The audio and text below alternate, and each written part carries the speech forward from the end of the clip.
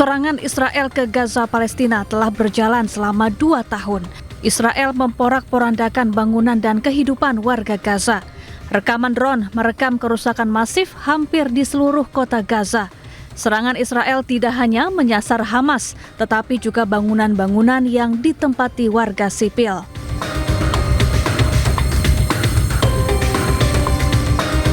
Kondisi ini membuat dunia terus mendorong perdamaian di Gaza, salah satunya dengan perjanjian damai Hamas dan Israel. Presiden Prabowo Subianto aktif memperjuangkan perdamaian di Gaza. Bahkan kiprahnya dalam proses ini mendapat apresiasi dari sejumlah kepala negara, salah satunya Presiden Amerika Serikat Donald Trump. With us is President Prabowo, a very incredible man of Indonesia.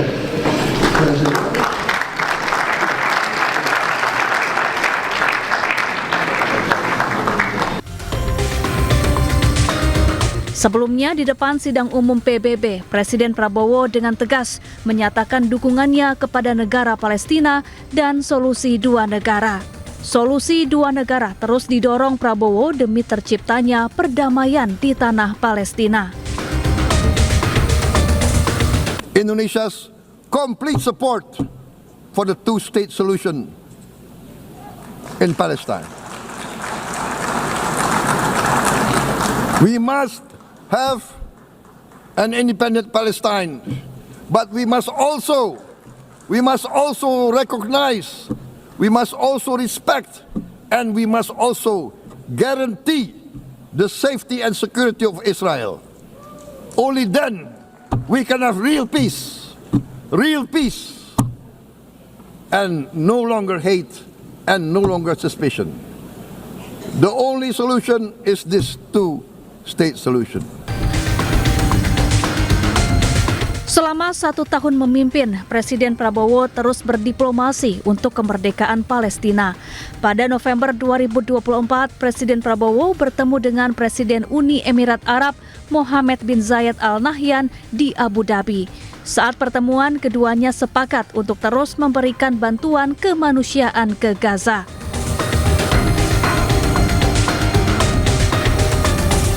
Tak hanya itu, pada April 2025, Presiden Prabowo bertemu dengan Presiden Mesir Abdel Fattah el-Sisi.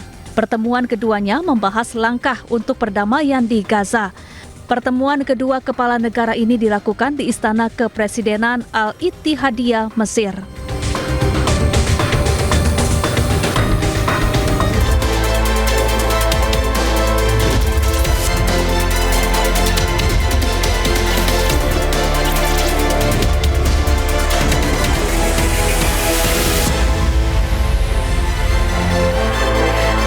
Selamat siang pemirsa, hari ini Presiden Prabowo Subianto genap 1 tahun sudah memimpin Indonesia. Rakyat pun menyatakan puas atas kepemimpinannya. Di hari ini juga bantuan langsung tunai tambahan disalurkan kepada rakyat. Selain informasi tadi, kami juga akan hadirkan beragam informasi menarik dan terkini terkait kebijakan hingga kegiatan para pemimpin bangsa. Bersama saya Syafaati Suryo, inilah Pemimpin Rakyat, Pemimpin Beraksi, Rakyat Awasi.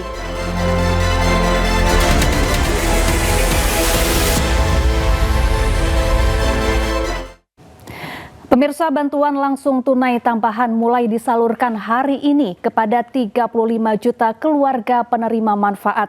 Setiap penerima langsung mendapatkan BLT untuk 3 bulan sekaligus, yakni Rp900.000.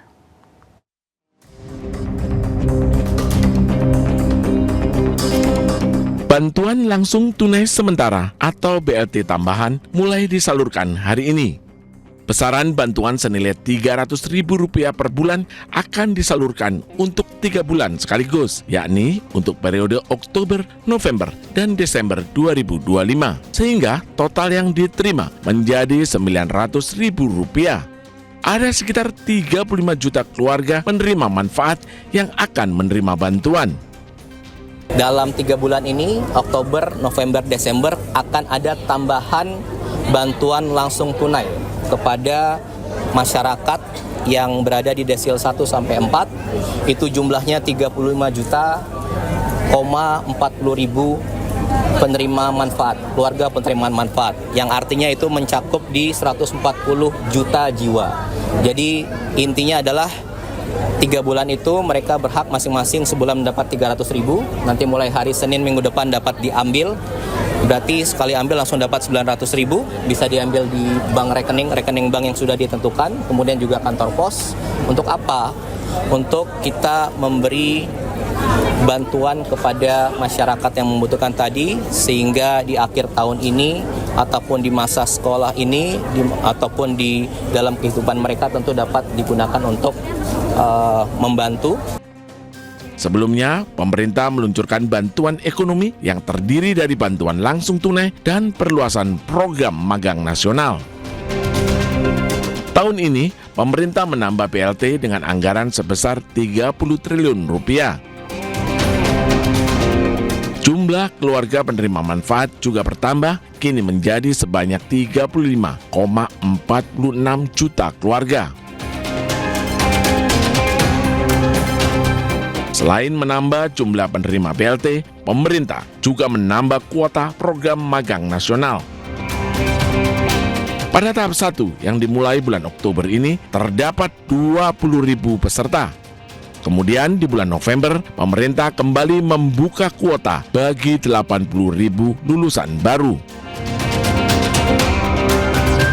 Untuk bantuan langsung tunai disalurkan melalui Bank Himbara dan PT Pos Indonesia. BLT bertujuan untuk meningkatkan daya beli masyarakat. Tim Liputan iNews melaporkan. Pemirsa, di 1 tahun pemerintahannya, Presiden Prabowo hari ini menyaksikan penyerahan uang sitaan korupsi CPO senilai 13 triliun rupiah. Penyerahan dilakukan di Gedung Kejaksaan Agung Jakarta. Selain Presiden Prabowo, Menteri Keuangan Purbayayudi Sadewa juga hadir dalam acara ini. Uang pengganti senilai 13 triliun rupiah ini diserahkan ke Menteri Keuangan untuk dimasukkan ke dalam kas negara. Dalam kesempatan ini, Presiden Prabowo menyindir masih ada penegak hukum yang nakal. Saya sudah melihat terlalu banyak pejabat yang lengah atau lemah iman, lemah akhlak, melakukan tindakan dan akhirnya termasuk keluarganya yang menderita. Pengusaha-pengusaha pun saya ingatkan,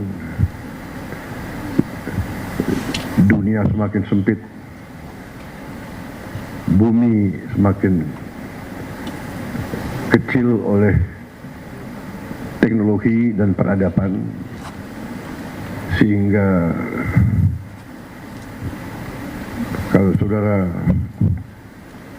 menganggap kalau mereka para pengusaha-pengusaha serakah itu menganggap bisa menipu terus-menerus bangsa sebesar Indonesia, ya saya kira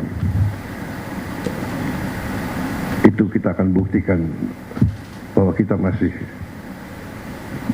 eksis, masih kuat, dan kita bertekad untuk menegakkan kedaulatan kita demi rakyat kita. Pemirsa, hari ini rencananya Presiden Prabowo akan kembali menggelar sidang Kabinet Paripurna. Hari ini Presiden Prabowo Subianto dijadwalkan memimpin sidang Kabinet Paripurna.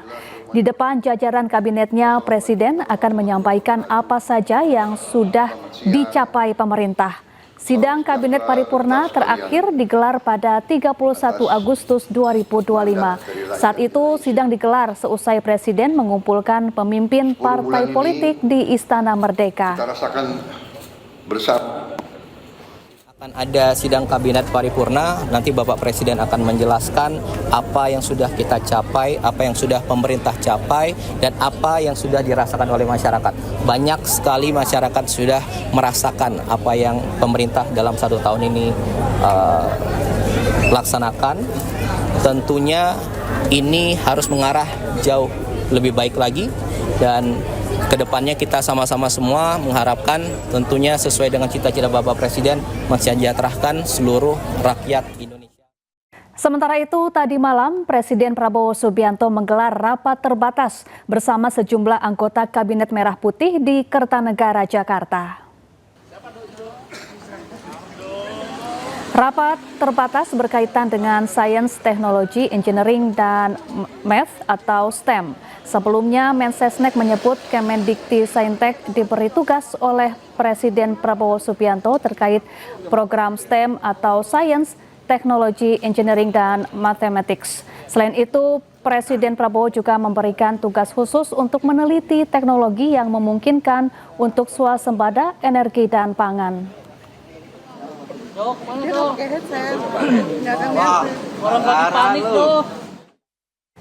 Satu tahun sudah pemerintahan Prabowo Gibran berjalan. Usai jeda kita akan melihat siapa menteri berprestasi. Jangan kemana-mana, tetaplah di Pemimpin Rakyat.